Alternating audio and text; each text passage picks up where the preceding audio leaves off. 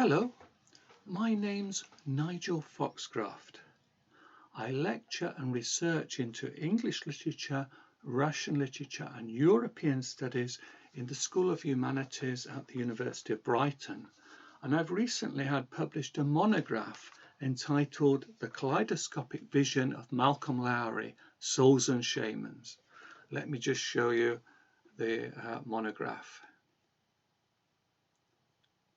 It's an interdisciplinary investigation of the multifaceted intuitive insight of the international modernist writer Malcolm Lowry through an analysis of a selection of his works and correspondence. I analyse his psychogeographic perception of the interconnectedness of East-West cultures and civilizations in terms of pre-Columbian Mesoamerican customs, the Mexican Day of the Dead festival, the Atlantis myth, surrealism, and Russian literary, cinematic, and political influences.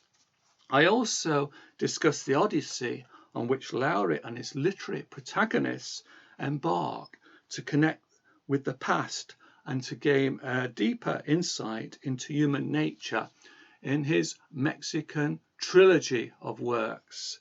In the cycle Under the Volcano, Dark as the Grave Wherein My Friend is Laid, and La Mordida.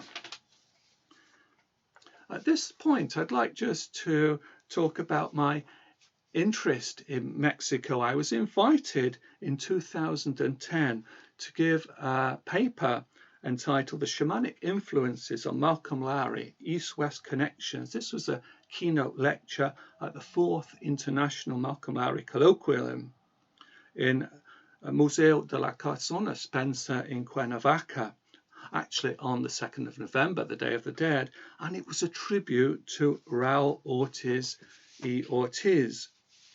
At this point, I'd like to pay my respects to Raul Ortiz, the former Mexican ambassador, eminent writer, and the translator of Under the Volcano into Spanish.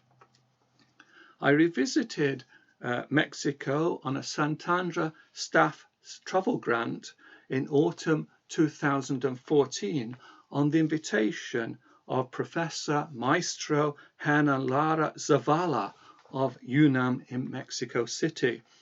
I fostered an exchange of views on the impact of cultures and civilizations on Malcolm Lowry and the Day of the Dead with specialists at Mexican universities and cultural organizations such as the Museo de la Casona Spencer in Cuernavaca.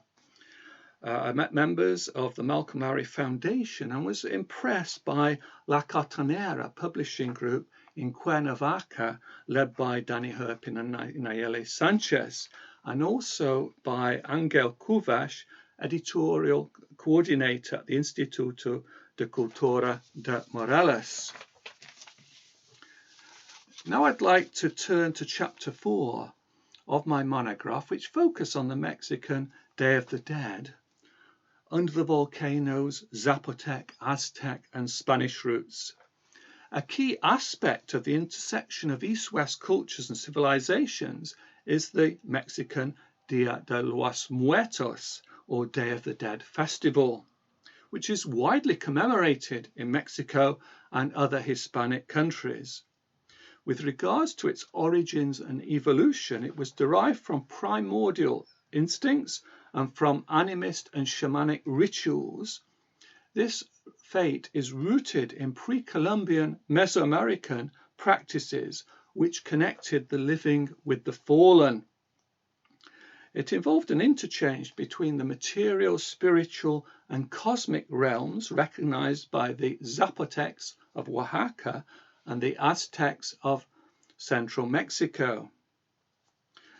Lowry's cosmic mindset associates the traditions of the Day of the Dead with the zenith of the Pleiades, known as the Seven Sisters. This constellation was closely observed by the Mayas and the Aztecs, who viewed the Pleiades as an omen of the dawn of each 52-year calendar cycle. It's also linked to their new fire ceremony. Held in honor of the dead, this rite was dedicated to the goddess Mictlantecuhtli, the Lady of the Dead and Queen of Mictlan, or that's to say, the underworld. According to Aztec legends, she ruled over life and death with her husband. However, Hernan Cortes is also very significant with regard to the trajectory of the Day of the Dead festival. Owing to the subjugation of the Aztec Empire by the Spanish conquistador Hernan Cortes in 1519 to 21, this festival increasingly fell under Hispanic influence. It was moved from the beginning of summer to early November so that it would coincide with the Western Christian traditions. Lowry adopts the cycle of life, death, and rebirth in his perceptions of souls and shamans interacting on the Day of the Dead. His insight links subterranean, terrestrial, and cosmic domains through journeys undertaken by him and by his literary protagonists. By making contact with the spirits of the dead, he recognizes the need to atone for the depths of the past. Malcolm Lowry was influenced by three sources in particular with regard to Mexico and the Day of the Dead. The first being Sir James George Fraser's The Golden Bough. Lowry was mesmerized by Fraser's attempts to fathom the workings of the Aztec mind. This golden bough was a study in magic and religion. Numerous allusions are made in The Golden Bough to this voyage of discovery into ethnography, folklore, and sorcery. The Golden Bough investigates correlations between anthropology, shamanism, and religion, bears witness to the commemoration of the souls of the dead. A second influence on Malcolm Lowry was William Prescott's History of the Conquest of Mexico. Numerous allusions are made to Prescott's historical ethnographic studies of Mexico in Under the Volcano, particularly with regards to the volcanoes Popocatépetl and Ixtahuatl. This description is reminiscent of Prescott's depiction. A third influence on Malcolm Lowry was John Kenneth Turner's Barbarous Mexico. Lowry visited Mexico twice, the first time between 1936 and 1937 with his first wife, Jean Gabriel, and between 1945 and 46 with his second wife, Marjorie Bonner. He went to Cuernavaca and also Oaxaca. Oaxaca, following in the footsteps of D.H. Lawrence. He also stayed at the Hotel Francia. Entranced by the commemoration of the Day of the Dead, which he'd witnessed in Cuernavaca in November 1936, he ensures that Under the Volcano is launched with a vivid depiction of Cuernavaca on the very same day of the Day of the Dead. He transposes images from Oaxaca to Cuernavaca, modern-day Cuernavaca. In the novel, of course, it's uses the Nahuatl name Cuernavaca. The Day of the Dead, I've discovered then, is a fusion of various traditions. Renowned for their interface with the forces of the cosmos and the supernatural, the Aztecs and the Zapotecs possess rituals rooted in that worship of deities. These are related to the movements of the sun and the moon in their rites, and to the pyramids at Monte Alban and Teotihuacan. In Aztec culture, death was deemed a mirror of life. It was marked by a symbolic celebration which took place on the first day of the 5th Aztec month.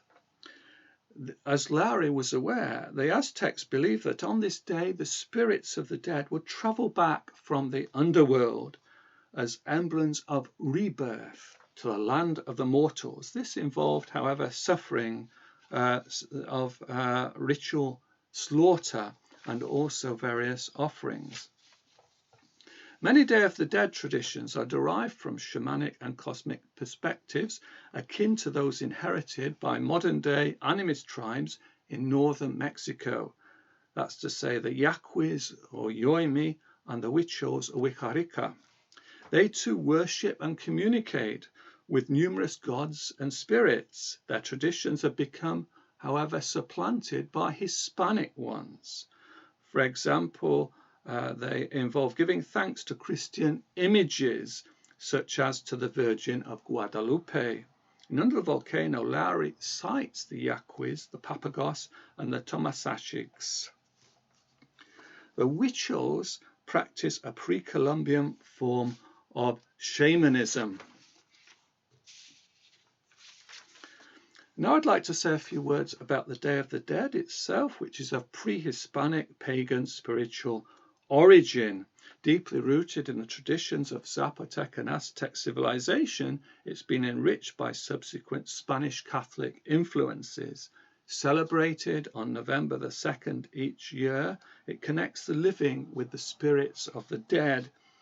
It's a tradition dating back to the Aztecs, involving the offering of flowers, especially orange marigolds, to the spirits of the deceased on the Day of the Dead. And it connects the living with the spirits of the dead. The annual rite of the Day of the Dead takes place in Guanajuato in November 1939, and it contemplates the very same day a year earlier in 1938. Lowry was fascinated by the Virgin de la Soledad in the Basilica de Nuestra Señora de la Soledad. Represented by the Virgin for those who have nobody with, her effigy is geographically relocated from Oaxaca to Guanajuato in under the volcano. Thank you for listening. All the best. Bye for now.